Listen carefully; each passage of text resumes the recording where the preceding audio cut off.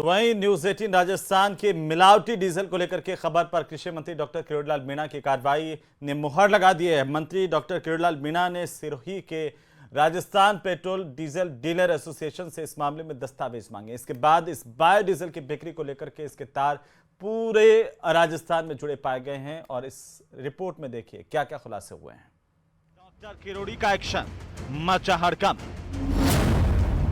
360 करोड़ का राजस्व घोटाला, काले कारनामों के खुले राज। प्रदेश में कृषि मंत्री डॉक्टर किरोड़ीलाल मीणा का एक्शन लगातार जारी है और इसी क्रम में डॉक्टर किरोड़ी ने सिरोही में बायोडीजल उत्पादन फैक्ट्री पर छापा मारा, जिसमें 360 करोड़ रुपए के राजस्व घोटाले का पर्दाफाश किया।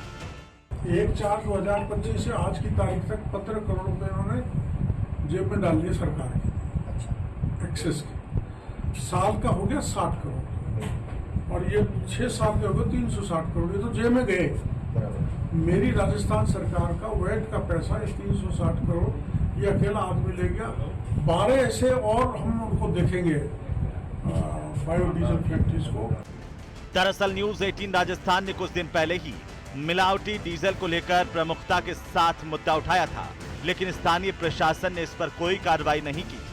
पर जब कृषि मंत्री सिरोही के दौरे पर पहुंचे तो उन्होंने पिंडवाड़ा के स्वरूपगंज में 3 जगहों पर छापेमारी की।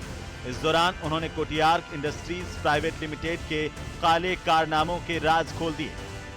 जो प्रोजेक्ट है जिसमें विशेषकर अपना करंज का सीड होता है, सूरजमुखी का होता है, जेट्रोफा का होता है, ऐसे जो रॉ मटीरियल है, जो नॉन एडिबल सीड्स हैं जिनको मानव भी नहीं खा सकता, पशु भी नहीं खा सकता, उनसे प्रोडक्ट तैयार किया जाता है और दूसरे को उस कंटेंट डाले जाते हैं। मौके में देखने में पता लगा ऐसा कुछ नहीं है जिससे बायोडीजल तैयार किया जाता है। फैक्ट्री बायोडीजल बनाने का काम करती है, रॉ मटेरियल में गड़बड़ करके 25 स्टेशन पर सप्लाई करती है। कंपनी का रजिस्ट्रेशन भी 2022 में एक्सपायर हो चुका है। अवैध तरीके से संचालित हो रही है फैक्ट्री।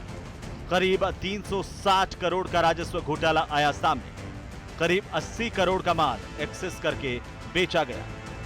इस दौरान डॉक्टर किरोड़ीलाल मीणा ने कांग्रेस पर तंज कसते हुए कहा कि इन सभी फैक्ट्रियों के लाइसेंस कांग्रेस काल में जारी हुए हैं।